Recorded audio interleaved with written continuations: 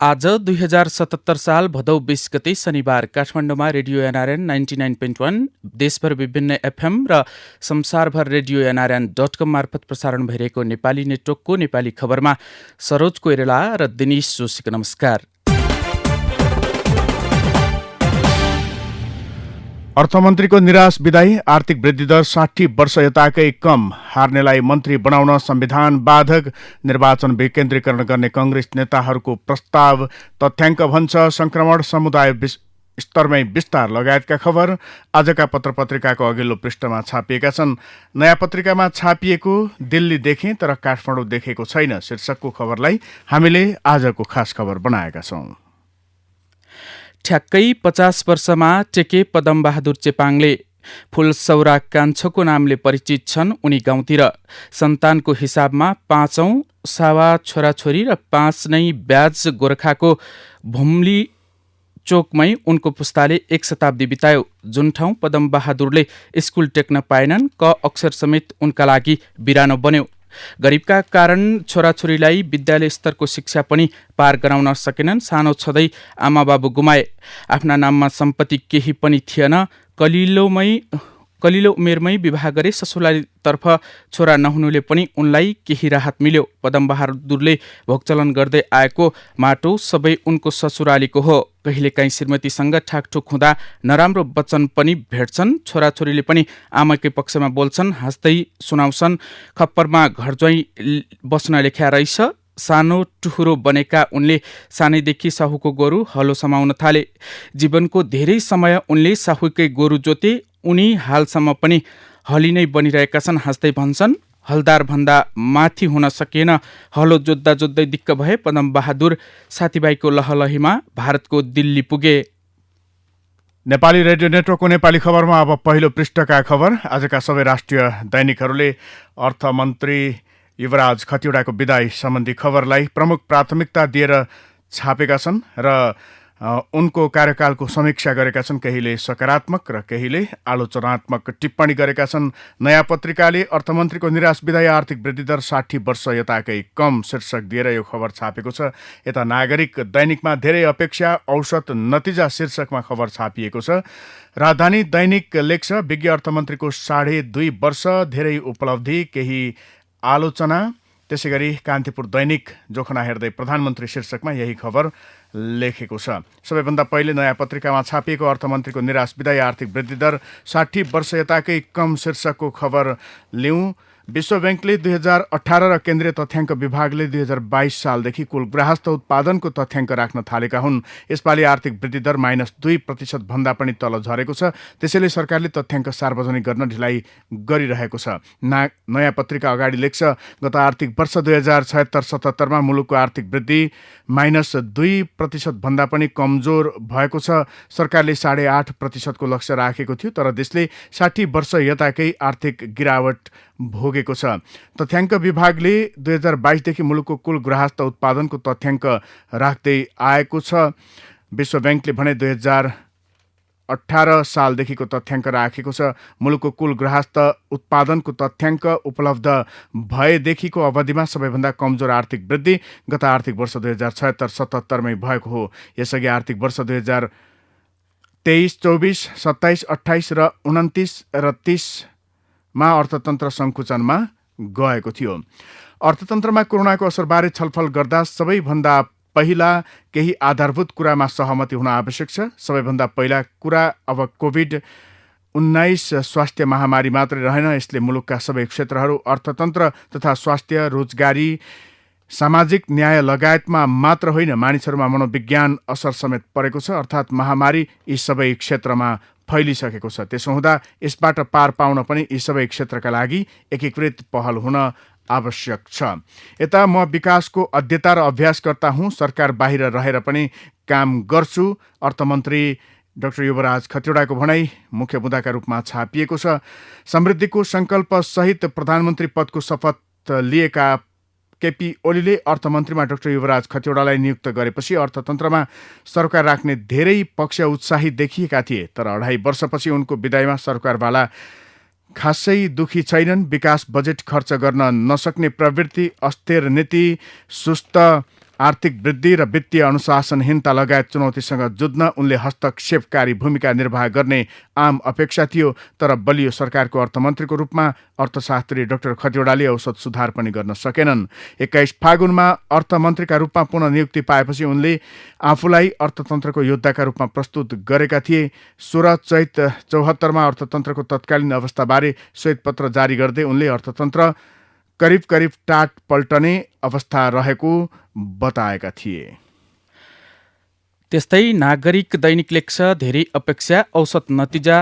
प्रधानमन्त्री केपी शर्मा ओलीले अघि सारेको सुखी नेपाली समृद्ध नेपाल सहित आर्थिक वृद्धिको नारालाई आर्थिक सार्थक तुल्याउन अर्थमन्त्री बनाइएका टेक्नोक्र्याट युवराज खतिवडा औसत अर्थमन्त्रीका रूपमा विदा भएका छन्। 2 पटक राष्ट्रिय योजना आयोगका उपाध्यक्ष, नेपाल राष्ट्र बैंकको गभर्नर हुँदै अर्थमन्त्री बनेका खतिवडाले राजनैतिक नेतृत्व, निजी क्षेत्र र आम सर्वसाधारणको अपेक्षा पूरा गर्न सकेनन्। खतिवडासँग अपेक्षा धेरै भए पनि औसत मात्र काम गरेको अर्थ क्षेत्रका जानकार बताउँछन्। श्वेतपत्र जारी गर्दा गल्ती भयो, राष्ट्रिय ऋण बढाउने काम मात्र भयो, जुन राम्रो भएन। डाक्टर रामशरण महतको भनाइलाई पनि नागरिकले प्राथमिकताका साथ छापेको छ। त्यस्तै अपेक्षा अनुसार काम गर्न सक्नु भएन, राजस्व बढाउन ध्यान दिए पनि खर्च बढेन, निजी क्षेत्रलाई उत्साहित गर्न सक्नु भएन। डाक्टर विश्व पौडेल अर्थविदको भनाइ पनि नागरिकले प्राथमिकताका साथ छापेको छ।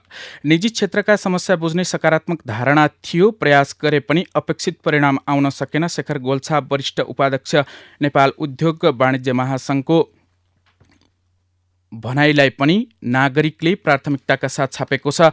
यस्तै हार्नेलाई मन्त्री बनाउन संविधान बाधक शीर्षकमा पनि नागरिकमा समाचार छापिएको छ। नेपाल कम्युनिस्ट पार्टी नेकपाले उपाध्यक्ष वामदेव गौतमलाई राष्ट्रिय सभामा मनोनित गर्ने निर्णय लिएसँगै चुनाव हार्नेले मन्त्री बन्न सक्ने कि नसक्ने भन्दै संवैधानिक औचित्यको बहस सुरु भएको छ। एउटा नेताको लोकप्रियता र खुबी चुनावले नाप्छ। हाम्रो देशमा चुनाव हारेका कतिपय नेताले अर्को चुनाव कुर्नै धैर्य राखेको देखिन्न। चुनाव हारे पनि चोर बाटोबाट पदमा पुग्न उनीहरू तछाड मछाड गरिरहेका हुन्छन्। प्रदेश 5 को बर्दियाबाट प्रतिनिधि सभाको निर्वाचन लडेका वामदेव गौतमले 44,076 मत ल्याएका थिए। उनका प्रतिद्वन्दी सञ्जय कुमार गौतम 44,829 मतका साथ विजयी भएका थिए। त्यस्तै नेपाल कम्युनिस्ट पार्टी नेकपाका उपाध्यक्ष वामदेव गौतमलाई राष्ट्रिय सभा सदस्यमा मनोनयन गरेपछि सरकारमा लैजानुपर्ने भएकाले प्रधानमन्त्री केपी शर्मा ओली असजिलोमा परेका छन्। तर राजधानी दैनिकले विज्ञ अर्थमन्त्रीको 2.5 वर्ष धेरै उपलब्धि, केही आलोचना शीर्षकमा खबर छापेको छ। उनले वित्तीय संहिता कार्यान्वयनको चुनौतीपूर्ण अवस्थामा आफूले जिम्मेवारी सम्हालेको भन्दै त्यस्तो जग बसाल्न आफू सफल भएको प्रतिक्रिया दिएका छन्। आफ्नो कार्यकालमा वित्तीय संहितामा शून्यबाट अघि बढेको र आधार बनाउनु पर्ने समय भएकाले बढी नै चुनौती रहेको उनको भनाइ थियो। बजेट मार्फत तलबमा अनिवार्य स्थायी लेखा नम्बर प्यान चाहिने व्यवस्था अर्थमन्त्री खतिवडा कार्यकालको सबैभन्दा स्मरणीय काम हो। नेकपा सचिवालय बैठक सुरु हुनु अघि बिहिबार प्रधानमन्त्री केपी शर्मा ओली र उपाध्यक्ष वामदेव गौतम बीच केही बेर भलाकुसारी भयो। उक्त भलाकुसारीमा प्रधानमन्त्री ओलीले गौतमलाई मैले तपाईलाई नै राष्ट्रपतिबाट मनोनित हुने राष्ट्रिय सभा सदस्यका लागि सिफारिस गर्ने सोच बनाएको छु भन्ने जानकारी दिए। तत्कालै गौतमले भोलि मेरो नै शपथ हुन्छ त भनेर प्रश्न गरे। गौतमको यो प्रश्नमा ओलीको जवाब थियो, भोलि नै शपथ गराउँछु भन्ने त छैन, तर म तपाईलाई राष्ट्रिय सभामा पठाउँछु। ओली र गौतम बीच यो संवादपछि नेकपा सचिवालय बैठक बस्यो। बैठकपछि प्रधानमन्त्री ओलीले त्यहाँ जानकारी गराउँदै भने, मैले हाम्रा पार्टीका उपाध्यक्ष गौतमलाई राष्ट्रिय सभा सदस्यमा मनोनित गर्ने, राष्ट्रपति समक्ष सिफारिस गर्ने सोच बनाएको छु। पछिल्लो पटक गौतमको साटो युवराज खतिवडालाई राष्ट्रिय सभा सदस्य बनाउने सन्दर्भमा आफ्नै कित्तामा रहेका ईश्वर पोखरेलले समेत साथ नदिने संकेत पाएपछि सचिवालयमा लगभग एक्लिएका प्रधानमन्त्री ओलीले यसका विरुद्धमा गएर प्रस्ताव राख्दा अभिव्यक्ति दिँदा मात्रै पनि व्यापक आलोचना हुने सम्भावना रहन्थ्यो। जोखाना हेर्दै प्रधानमन्त्री शीर्षकमा कान्तिपुरले समाचार लेखेको छ।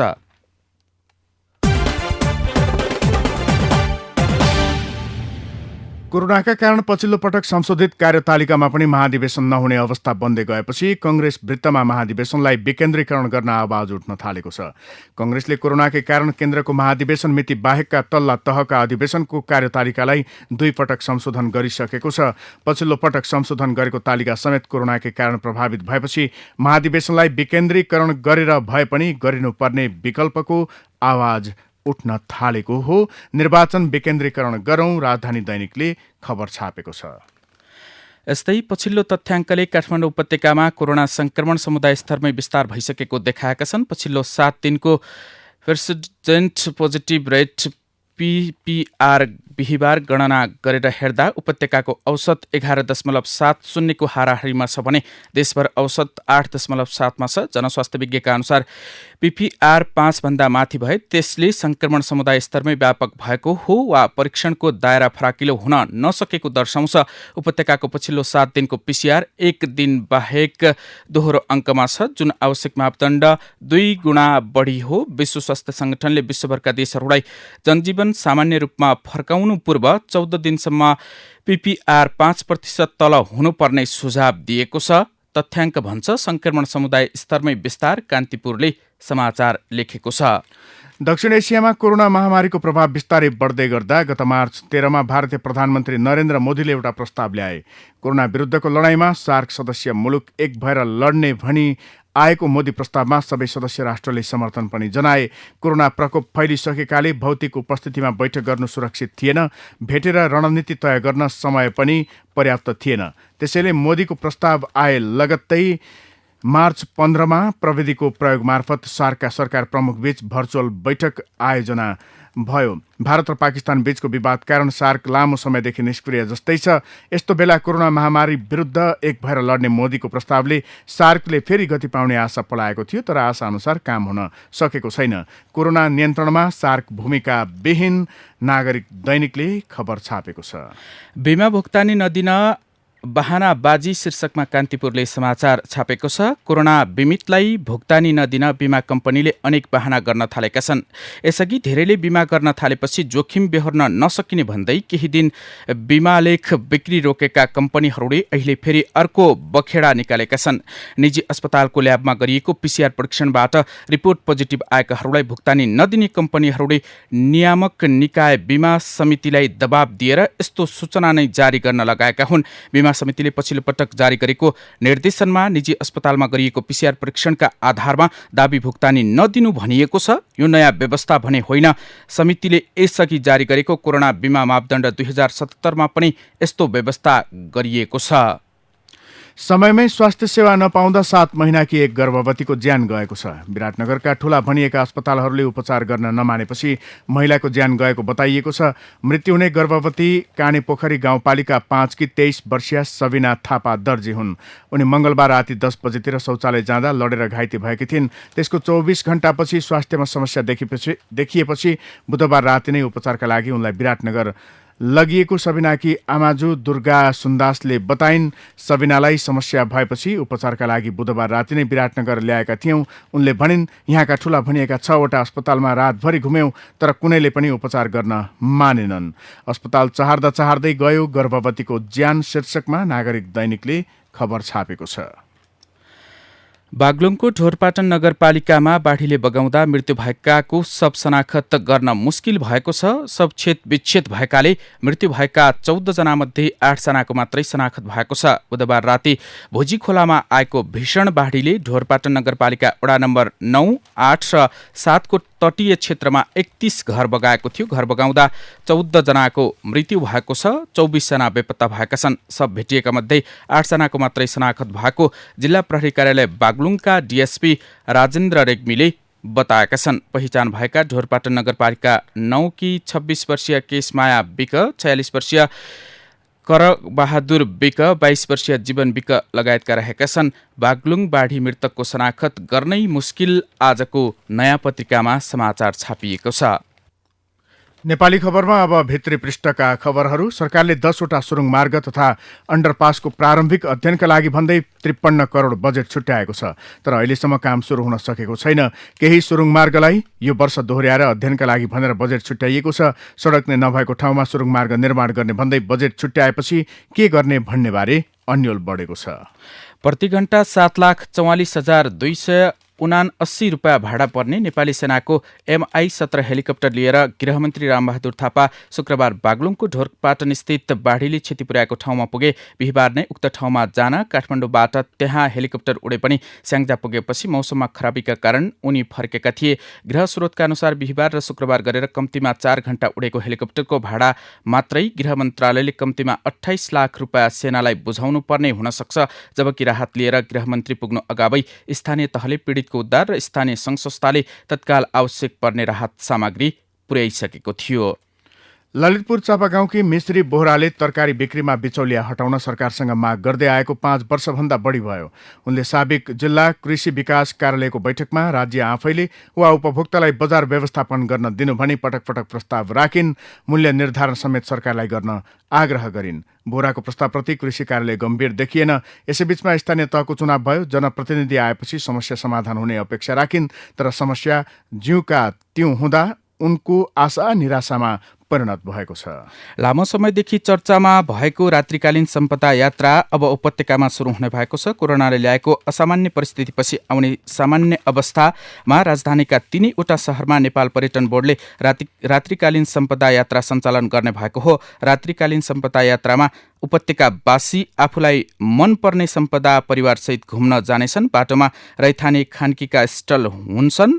बोर्डका प्रमुख कार्यकारी अधिकृत CEO धनञ्जय रेग्मीले भने कम्तीमा 12 बजेसम्म घुमघाम गर्न पाइनेछ। नेपाल विद्युत प्राधिकरणको आगामी 4 वर्ष कार्यकालका लागि पुनः कुलमान घिसिङलाई जिम्मेवारी दिने सम्भावना बढ्दै गएको छ। घिसिङको कार्यकुशलता र पब्लिक सेन्टिमेन्टलाई मध्यनजर गर्दै उनकै कार्यकाललाई निरन्तरता दिने गरी प्रस्ताव लैजाने तयारी भएको मन्त्रालय स्रोतले जनाएको छ। अब केही आर्थिक खबर। पोखरा पर्यटन बस पार्क निर्माणको काम झण्डै 90% पूरा भएको छ। कोभिड-19 प्रभावका कारण लक्ष्य अनुरूप काम गर्न नपाएर पनि बिस्तारै निर्माता कम्पनी आशिष CM मिसन जेबीका निर्देशक शान्तकुमार श्रेष्ठले काम सम्पन्न भइरहेको बताएका छन्। वैशाखमै निर्माण सम्पन्न गर्नुपर्ने भए पनि कोरोना संक्रमणका कारण गेट निर्माण, रङरोगल लगायतका बाँकी काम रहेको उनको भनाइ छ। विश्व ब्याङ्कले नेपाललाई थप झण्डै 2 करोड अमेरिकी डलर अनुदान सहयोग गर्ने भएको छ। नेपालमा सिकाइको स्तर सुधार्न र उत्थानशील शिक्षा क्षेत्रको निर्माणका लागि कोरोना सङ्कट बीच थप 1 करोड 85 लाख अमेरिकी डलर अनुदान सहयोग प्रदान गर्ने भएको हो। यता स्थानीय तहहरूले बजार अनुगमन सम्बन्धी आवश्यक कानुन निर्माण तदारुकता नदेखाउँदा अनुगमन भएको उपभोक्ता अधिकार कर्मीले बताएका छन्। संविधान अनुसार स्थानीय तहहरूले स्थानीय बजार व्यवस्थापन ऐन जारी गर्नुपर्ने भए पनि हालसम्म 7वटा स्थानीय तहले ऐन निर्माण गरेका छन्। नेपाल वायु सेवा निगमले आन्तरिक उडान गर्न 5 थान जहाज खरिद प्रक्रिया अगाडि बढाउने भएको छ। चिनिया 6 थान जहाज नचलाउने निर्णय गरेको निगमले नयाँ 5 थान जहाज खरिदको तयारी गरेको हो। निगमका व्यवस्थापनले 2 थान ATR 72 सिरिज र 3 थान ट्विनेटर जहाज खरिद गर्ने गरी व्यावसायिक योजना तयार पारेको छ। यता बागमती प्रदेश सरकारले जनता आवास कार्यक्रम अन्तर्गत 10 जिल्लामा 2246 घर बनाउन 52 करोड 63 लाख खर्चने भएको छ। गत आर्थिक वर्ष 2076-77 मा 43 करोड बजेट छुट्याएको प्रदेश सरकारले क्रमागत योजना अन्तर्गत चालु आर्थिक वर्ष 2077-78 मा 8 करोड 63 लाख विनियोजन गरेको हो। अब विदेशका खबर। विश्वभरि कोरोना भाइरस संक्रमणबाट 8,73,285 जनाको मृत्यु भएको विश्व स्वास्थ्य संगठन WHO ले शुक्रबार जानकारी दिएको छ। सो संगठनका अनुसार विश्वमा 2 करोड 64,75,268 जना कोरोना भाइरस संक्रमित भएका छन्। यद्यपि विश्वमा कोरोना भाइरस संक्रमित 1 करोड 86,65,737 व्यक्ति कोरोना मुक्त भएका छन्। अब केही खेल र खेलाडीका खबर। तत्कालीन प्रधानमन्त्री पुष्पकमल दाहाल प्रचण्ड नेतृत्वको सरकारले भलिबल खेललाई 2074 जेठ 8 गते राष्ट्रिय स्तरको खेलको मान्यता दिएको थियो। राष्ट्रिय स्तरको खेलको मान्यता पाए पनि भलिबल खेलको प्रशिक्षणका लागि आफ्नै पूर्वाधार भने छैन। नेपाल भलिबल संघले जग्गा खोजिरहेको बताउँछ, तर अझैसम्म कुनै टुङ्गो लागेको छैन। त्यसैले राष्ट्रिय स्तरको भलिबल खेलको ओझ झुकिसकेको छ। पुष्पकमल दाहाल सरकारको नेतृत्व भएको धेरै निर्णयमध्ये 2074 जेठ 8 गते भलिबललाई राष्ट्रिय खेलको मान्यता दिने निर्णय पनि एक हो। अब कला र साहित्यका खबर। 120 दिनको लकडाउन खुलेपछि निर्देशक दिपेन्द्र के खनालले 2 चलचित्र विकास बोर्डमा दर्ता गरे। लकडाउन र चिसो मान्छे। सामाजिक सञ्जाल फेसबुक मार्फत भदौ 6मा चिसो मान्छे बनाउने घोषणा गरे। आगामी वर्षको भदौ 11 का लागि फिल्मको प्रदर्शन मिति नै तोकिएको छ। कोरोना महामारीले गर्दा 5 महिना यता फिल्म हलमा ताला झुन्डिएको छ। प्रदर्शनको तयारीमा रहेका फिल्मको अझै टुङ्गो छैन। फाटाफुट्टा केही म्युजिक भिडियो छायाङ्कन भइरहेको थियो, तर निषेधाज्ञापछि फेरि ठप्प भएको छ। फिल्म क्षेत्र अचल छ। फिल्मकर्मी पूर्ण कामविहीन छन्। कोरोनाका कारण छायाङ्कन स्थगन भएको फिल्मको काम कहिले सुरु हुने हो भन्ने पनि अन्योल छ। अब विचार र विश्लेषणको पालो आज नागरिकमा छापिएको कमल रिजालले लेख्नु भएको पश्चिमको आँखामा पूर्वीय सभ्यता शीर्षकको विचारलाई लिएका छौँ। आज पश्चिमी समाज पूर्वको एक स्वरले वन्दना गरिरहेको छ। वेदप्रति चासो बढेको छ। उपनिवेशप्रति चासो बढेको छ। संस्कृतिप्रति चासो छ। वर्तमान नासा प्रमुखले संस्कृति भाषाको कक्षा लिन थालेका समाचार केही समय अघि आएका थिए। नेदरल्यान्ड सरकारले गीतालाई अनिवार्य शिक्षाका रूपमा पाठ्यक्रममा राखेको प्रसङ्गले पनि राम्रै चर्चा पाएको थियो। हाल युट्युब तथा टेलिभिजन च्यानलमा पूर्वीय संस्कृतिको वन्दना गर्ने पश्चिमी नरनारीका संख्या जुन रूपमा बढ्दै गएको देखिन्छ, सोही अनुसार गौराङ्ग बालबालिकाले वेदको स्वरपाठ र घनपाठमा रुचि देखाउन थालेको पाइएको छ। कसैसँग भेट हुँदा नमस्कार गरी सम्मान गर्नुपर्ने र खाना खानु पूर्व राम्रोसँग हात जोडी धुनुपर्ने पूर्वको संस्कृति हो, जुन हाल सारा संसारको साझा संस्कृति हुन पुगेको छ। तथापि फिलिपिनी विदुषी मेरिया क्रिस्टाना बेजारले भने जस्तै पूर्वीय ज्ञानलाई टाढाकाले जति नै सम्मान गरेका भए पनि यो आफ्नै घरमा भने दिन प्रतिदिन अपमानित हुँदै गइरहेको छ। स्वरश्राद्धको वैज्ञानिक कारण होमनाथ वाग्लेको विचार हिमालय टाइम्सले छापिएको छ। मानिसले जम्मा 3वटा ऋण लिएर आएको हुन्छ। देव ऋण, ऋषि ऋण र पितृ ऋण। यसमध्ये एउटा हो पितृ ऋण। श्राद्ध गरेपछि पितृ ऋण तिरिन्छ। विष्णु पुराणका अनुसार श्राद्धकर्तालाई श्राद्धबाट तृप्त भएर पितृगणहरूले समस्त कामना पूरा गरिदिन्छन्। पितृगणहरू हाम्रो कुलमा केही यस्ता बुद्धिमान धन्य पुरुष उत्पन्न होलान् जसले धनको लोभ त्यागेर हाम्रो लागि पिण्डदान गरून् भन्ने चाहन्छन्। हवस् त अहिलेका लागि नेपाली खबर यति नै। नेपाली रेडियो नेटवर्कमा यसपछि पत्रकार ऋषि धमलाको साथमा नेपाली बहस सुन्न सक्नुहुनेछ। नेपाली रेडियो नेटवर्क सुन्दै गर्नुहोला। नमस्कार।